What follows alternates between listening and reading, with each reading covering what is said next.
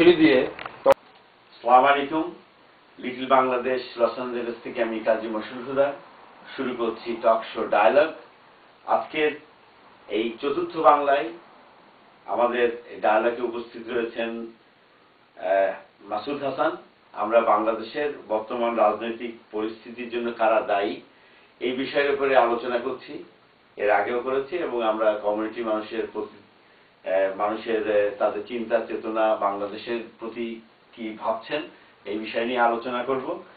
আমাদের মাঝে মাসুদ হাসানের কাছে আমাদের এই একই প্রশ্ন যে আপনি কি মনে করেন যে বাংলাদেশে বর্তমান রাজনৈতিক পরিস্থিতিতে কারা দায়ী এবং কি বাংলাদেশের পরিস্থিতি সম্পর্কে আপনার অনুভূতি?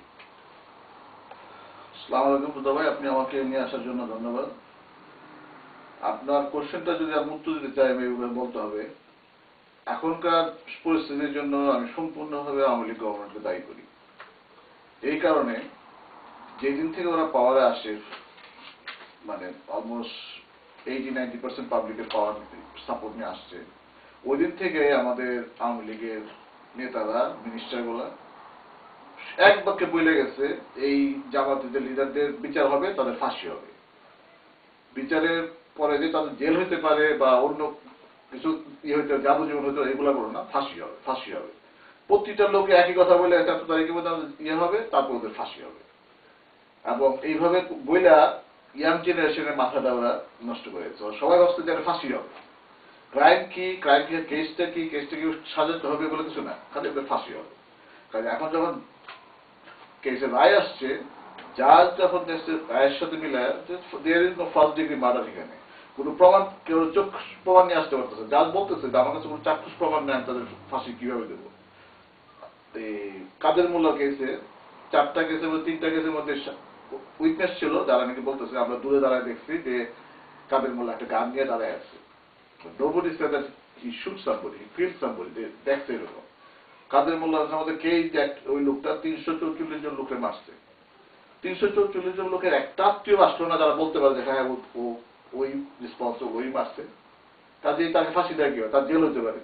ওকে জেল দাও। এই লোকগুলোর বয়স যেরকম, তাকে 10 বছর দাও, 15 বছর দাও, যাবজ্জীবন দাও, তারা জেলে থেকে মরে যাবে। কেন এদের এই নিউ জেনারেশন তোরা মাথা খারাপ করতেছো, তাদের ফাঁসি হবে, ফাঁসি হবে, ফাঁসি হবে। না না, নির্বাচনের সময় তখন তারা যে ইশতেহার দিয়েছিল যে যুদ্ধ অপরাধী বিচার হবে, রাইট, বিচার করো, এইটাই কিন্তু তাদের ম্যানিফেস্টেশন ছিল ইলেকশনের, রাইট। কিন্তু এখন তো তাদের বিচার মানে না। আমাদের প্রাইম মিনিস্টার সংসদে দ্বারা বলতেছে যে আমি জাজদের সাথে আলাপ করব, ওনাদের বোঝা উচিত মানুষের সেন্টিমেন্ট কি, ওই সেন্টিমেন্ট দেখে ওনাদের জাজমেন্ট দেওয়া উচিত। সেন্টিমেন্ট তাদের আপনারা বইলা মাথা খারাপ করে ফাঁসি দিবেন, এখন জাজ পারতেছে না ফাঁসি। বিচার তো সেন্টিমেন্টের, কিন্তু উনি তো বলতেছে, উনি ওনার সাথে কথা বলবে এই ব্যাপারে যে ওদেরকে ফাঁসি দাও।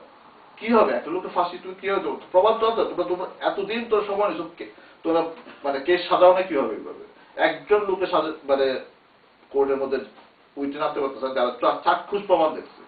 সবাই বলছে শুনছি, দেখছি, এতটুকু।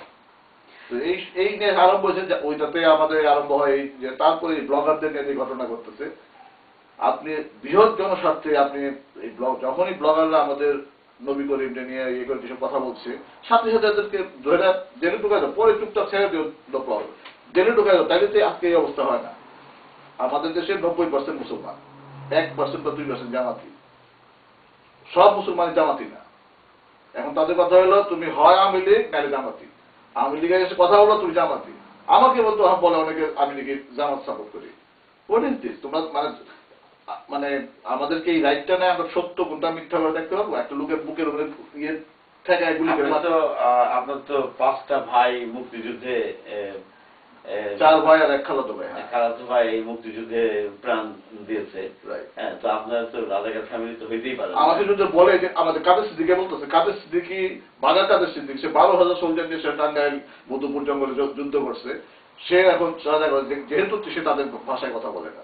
আরে কিভাবে কথা বল? তোকে একটা লোক রে, আমরা বাঙালি 69-এ 5 জন লোক মারা গেছে, আমরা দেশ উল্টায় ফেলাইছি। 52-তে 3 জন লোক মারা গেছে, আমরা ভাষা ইয়ে বলবে। আর এখন 170 জন লোক মারা ফেলাইছে, একটা লোক কথা বলবে না? তারা তো আমাদের বাঙালি, আমাদের বাঙালি ভাই। হয়তো দেখবেন যে আপনারই চাচাতো ভাই, খালাতো ভাই, কোন দিক দিয়ে ওরা এই দিয়ে ওদেরকে সবচেয়ে এই লোকগুলাকে আমি কেন ব্লেম করবো আওয়ামী লীগকে? দেখেন এরা যে মাদ্রাসায় যায়, মাদ্রাসায় তারা জানে যে কি শিক্ষা দিতেছে, রাইট? এরা মনে করে মাদ্রাসা অল্প পয়সায় থাকুক, মাদ্রাসায় এরা পড়ালেখা করুক, এত উপরে যাওয়ার দরকার নেই।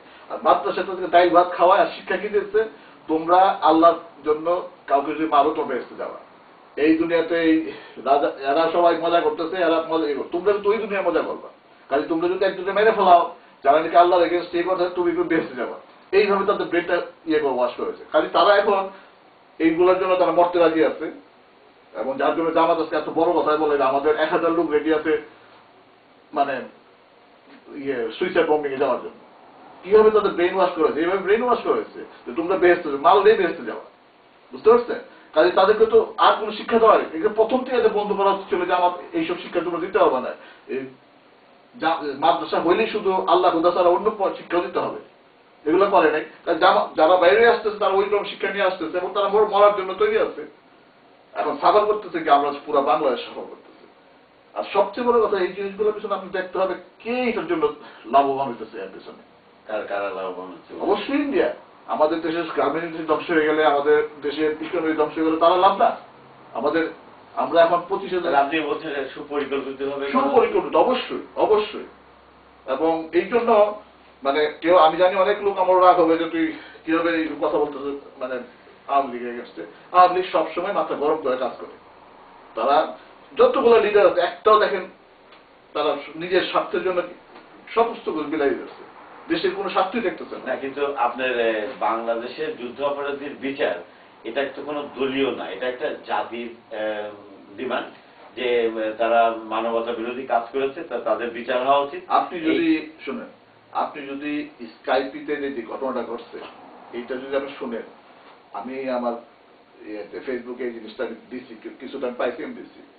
দুই জাজ কথা বলতেছে, মনে হয় তারা 5 সিগারেট খেতেছে, গল্প করতেছে, বুঝছেন? একজন আজ বলতেছে আওয়ামী লীগেরা বলতেছে এদেরকে ফাঁসি দিতে। আমি ফাঁসি কিন্তু আমার কেস নেই তাদেরকে জেলে পাঠানোর জন্য, তারপর ফাঁসি দিলে আমার উপরে করে ট্রান্সফার করে দিব। এক জায়গায় মানে এরকম গল্প করে ওর উপর বলতেছে একজন। তারপরে বলতেছে ফাঁসি আজকে রায় দিবে, রাইট? 1 মাস আগে সে রায় লেখা সুইডেন থেকে ওকে পাঠাই দিচ্ছে, 1 মাস আগে রায় লিখে পাঠায়। তাহলে এই 1 মাস তুই কি করলি কোর্টের মধ্যে বসে বসে? আমি আপনার কাছে কেসটা রায়টা পাঠাই দিচ্ছি, আপনি পড়ে দেখেন, 1 মাস আগের কথা।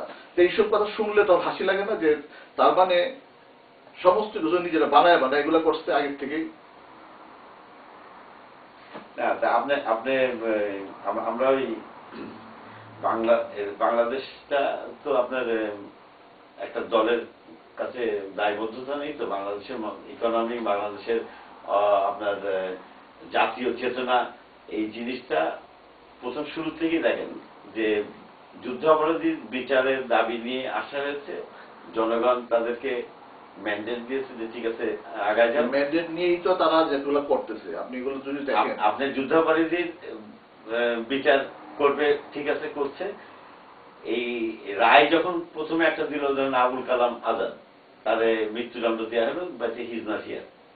আচ্ছা, তারপরে কাদের মোল্লার আসলো। কাদের মোল্লা যখন যুদ্ধাপরাধী বিচারে তাকে যাবজ্জীবন কারাদণ্ড দিল, তখন শাহবাগী আন্দোলন শুরু হলো যে সুপরিকল্পিত হবে এটা করছে একদম। মানে না, কিন্তু তার এই যে ইয়াং জেনারেশন গুলো, এটা ওই যে ইয়াং জেনারেশন প্রথম থেকে বললেন ফাঁসি হবে ফাঁসি হবে ফাঁসি হবে। আচ্ছা, 4 বছর ধরে প্রতি মন্ত্রী মিনিস্টার সবাই একই কথা বলছে, ফাঁসি হবে। তার মানে বাংলাদেশের ইয়াং জেনারেশন এই বাংলাদেশের ইতিহাসকে সত্য ইতিহাস জানে না।